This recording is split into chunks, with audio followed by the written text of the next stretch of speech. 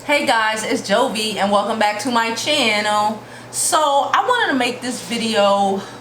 I didn't even know what to make, but we're just going to talk about it. I want to talk about Toni Morrison. If you didn't know, she passed away today. So I wanted to talk about my experiences with Toni, not with her personally, but you know, through her writings, and how I find her an inspiration.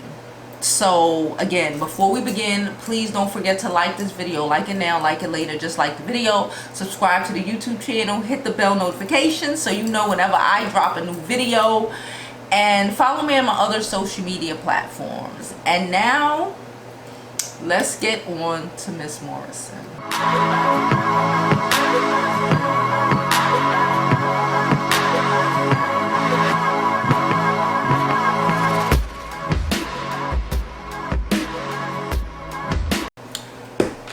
So Toni Morrison passed on today. She was a magnificent woman, a writer. She wrote The Bluest Eye. She wrote Tar Baby. She wrote Beloved. She wrote so many books that touched my life and changed my perspective on who I am and what my black really meant. When I was in my early 20s, that's when I came across Toni's books. I believe, if I remember correctly, my mother had read one of her books previously, and you know, I didn't read it, but when I had saw it, I started getting into this whole black author phase, black book phase, and I wanted to, you know, read about it. And I believe I went to Grand Army Plaza, which is the big library here in Brooklyn, whatever. And I went and I got, I can see it in my head. I went and I pulled the book. I went into the black author section. I saw the name, her name, and I recognized it because, again, my mother read the book. And my mother, especially back then, wasn't really a book reader like that. But I remember the name, so I looked at the book, and it was The Bluest Eye. It was The Bluest Eye. It was the first book I read from Toni Morrison. Now remember, Wait Until Exhale had came out and all of that stuff, and I, you know, at that time I, again, knew about her, but I really didn't know who she was until I read The Bluest Eye. And being a dark-skinned black woman, a dark-skinned black Hispanic woman, and comprehending what I had to go through as a child and as a young child, being so dark-skinned, and just my culture alone, and not just necessarily just in black culture, but just in Hispanic culture as well. It really, that book really like affected me. And then I read Tar Baby.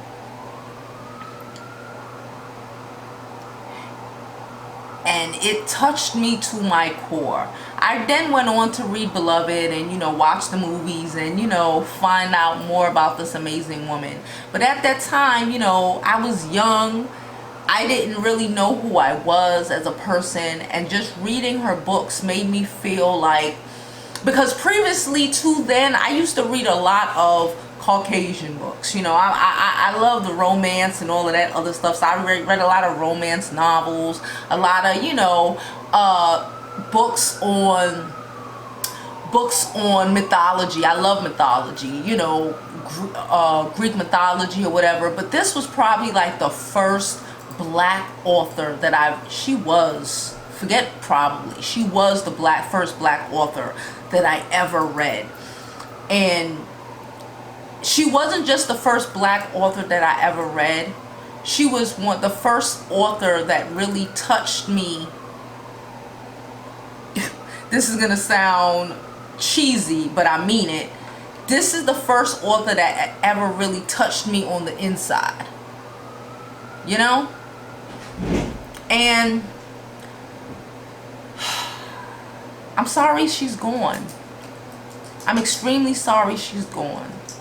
She has some other book that she wrote like 2 years ago. I didn't read it, but I'm going to read it now. I'm probably going to try to go pick it up sometime before the end of the week and like really read it. And I'm probably going to go and see if I can just get the Tar Baby and The Bluest Eye and all of those other books and Beloved and reread them during the month as just a homage to her. And if y'all have those books, or if you don't have it, you can always go to the public library. Shout out to the public library. And just rent them for a little bit, read the books, and just connect with not only our blackness, it's like we're not alone. You know, she was on Oprah Winfrey a couple years ago, right? And she was telling us how she started writing. You know, she wasn't necessarily a writer. Like, I wasn't necessarily always a content creator. You know, I was on the marketing side. And she worked at the publishing house, and she like was writing this list, right? She was writing this list of all the things that she had to do as a woman, as a black woman, as a mother, etc., etc. And then she said she pulled out another piece of paper, right? And wrote all the things that if she didn't do would kill her. And she wrote being the best mother that she could, and she wrote being an author. And I feel that to my core.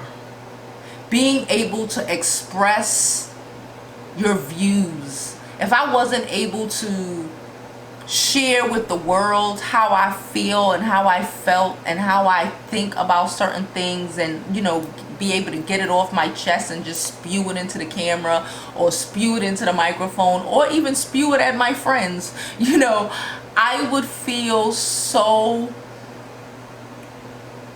like I wasted my life. So in memorial, in memory of Toni Morrison, I would like to request that you not only try to find one of her books, even if it's in the back shelf of your closet, because you know we all got one in the back shelf of the closet somewhere. I probably got one in the back shelf of the closet. You know, go to the library, go pick one up somewhere. You could probably get it on Amazon for cheap right about now. And also to figure out what you really want and need out of life that would truly make you happy, not just going along living. You know, because you don't want to waste your life just going along living and then be old and regret. You know, because she passed on. And she passed on completing the task that she wanted to complete. So I ask that you just maybe see what you really want out of life, to be able to sit, when you're on your deathbed, what you want to be able to say that you was able to do. And do it. And I'm done. So, as always, I hope you live your life like it's golden. Like for real. Because there's no other way to live it. And we only get one opportunity.